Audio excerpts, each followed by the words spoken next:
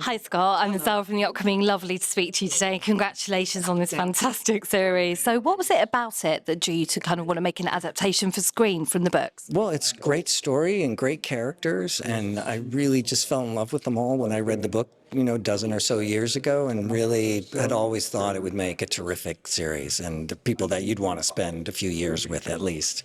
So that was really the main attraction for me. And did you sort of speak to Yossi about the adaptation, or did you just kind of, was he happy for you to, obviously because it's a Danish book and then you adapt it and make it in Scotland, so how did he feel with you taking that and running with it?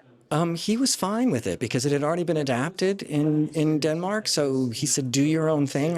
He basically gave me the rights to the books and said, "I want you to do whatever it is you do and have a good time." And he's been very supportive every step of the way. But more than anything, he's been extremely patient, really patient.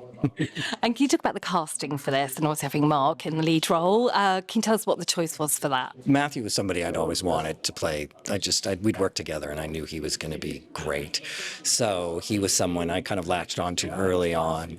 And Chloe, too. I'd worked with Chloe on The Queen's Gambit, and I thought she'd be great for this role. I knew she could do it. There's a lot of these great actors that I've always wanted to work with. And in Scotland, they have some terrific people, and Matthew was going to be the only Englishman, and so I started collecting some of the best actors that there are there, and so I was very lucky. There's this kind of element of trauma that he goes through, and then obviously these lovely emotional layers, but humour runs through it. Was that very important for you in this adaptation? Yeah, humor is important in everything. I think if you take yourself too seriously or the material too seriously, sometimes it can be too much. And there's a lot of dark things happening in this. And so I was really determined to just sort of lighten it up where I could, just to make sure that I didn't push anyone away.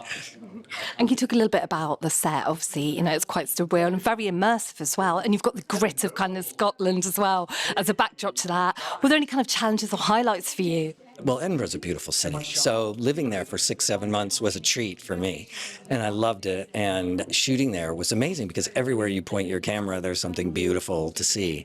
And we could get a really modern look, we could get a really medieval look, we could get whatever we wanted there, and the blend of the two. And so it was lovely to shoot there. What do you think makes this series so unique? I mean, it's kind of got the Scandi noir elements that you've brought into it, obviously, with the Scottish and British, because Matthew's on board. So what do you think makes it so unique and appealing for audiences?